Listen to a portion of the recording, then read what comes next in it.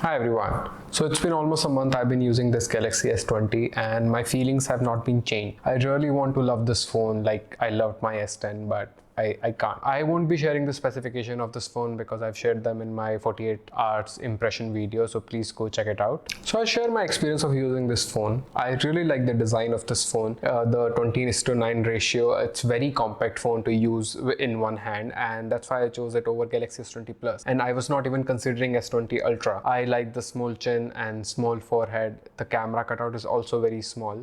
So on front it looks really good, but on the back it still looks kind of dull, and I wish they would have gone for the matte finish so I don't have to worry about those smudges and a little bit scratches. And also one thing I realized when I was recording the sound for my camera comparison, so I used my microphone and it has 3.5mm jack, so I really missed it. I know I should get over it, but yeah, that's one thing I realized after not having a 3.5mm jack. I feel the main reason to go for S20 is the 120Hz refresh rate, not the camera.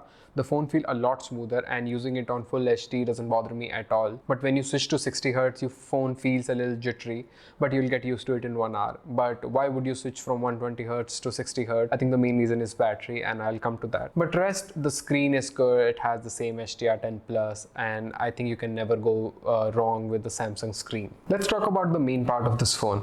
Oh no, I'm not talking about the camera. I'm talking about Exynos 990. And everyone who has Exynos 990 S20 series, I'm really sorry guys, I know how you feel. I really didn't want to purchase a Exynos version this year, but because of coronavirus I couldn't import it from outside and I made a mistake. I purchased this Exynos 990 version. I know the way I'm talking about this processor will make a lot of people angry, but trust me guys, this processor is not worth it, at least not right now. This phone gets so hot, at least my S20, it gets hot around 60 to 70 degree while playing game. And when I was doing the speed test comparison between S10 and S20, it went so hot the single core score on Geekbench was just 500, but usually it's around 900. And the Mali GPU is not also great, so if you play game for 30 minutes you'll see frame rates drop. So the gap between Snapdragon 865 and Exynos is huge this year, and it's getting bigger every single year. And that's not the only reason. I'm talking about battery as well. So battery has been not really good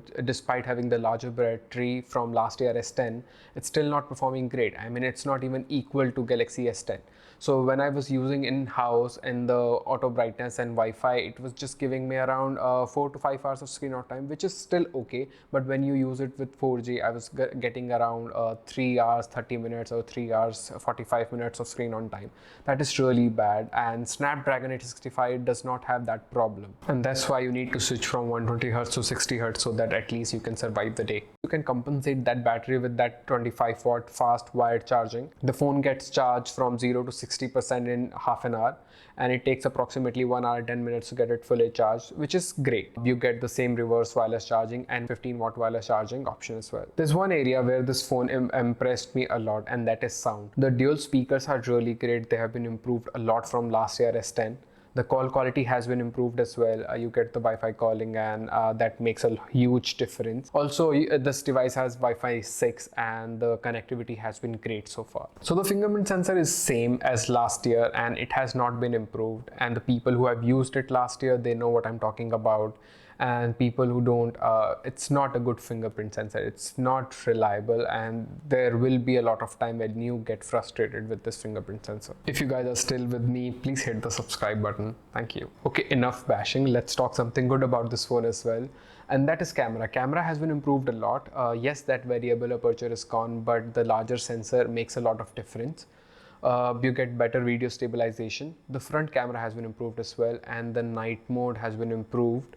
But it's still inconsistent, but I think with a software update it will get better. The video recording quality with zoom mic has been improved as well. So overall the camera is a great improvement. It's not something really huge that you can upgrade from S10. So I think camera is good if you're coming from S8 or S9, but you don't have to upgrade from S10. So I've been using One UI for past year, and it has been a smooth experience for me, so no complaints on that front. I don't know guys, I still have mixed feelings for this phone. I like this phone, I like the feel of this phone, the 120Hz refresh rate, the phone is quite smoother. But the problem is the performance, and the gap between its Snapdragon 865 and Exynos still bothers me. And also phone gets a lot hotter. I'd rather want my phone to look hot than feel hot. no pun intended. I really don't recommend this phone, at least not right now. I think you should wait for OnePlus 8 series. It's coming on April 14th, and I hope OnePlus will work on their camera this year. The only reason you can go for this phone because if you need a compact flagship phone, but other than that, I think you should definitely wait for OnePlus 8 series. My name is Rohit. Thanks for watching, guys. I'll see you in the next one. Till then,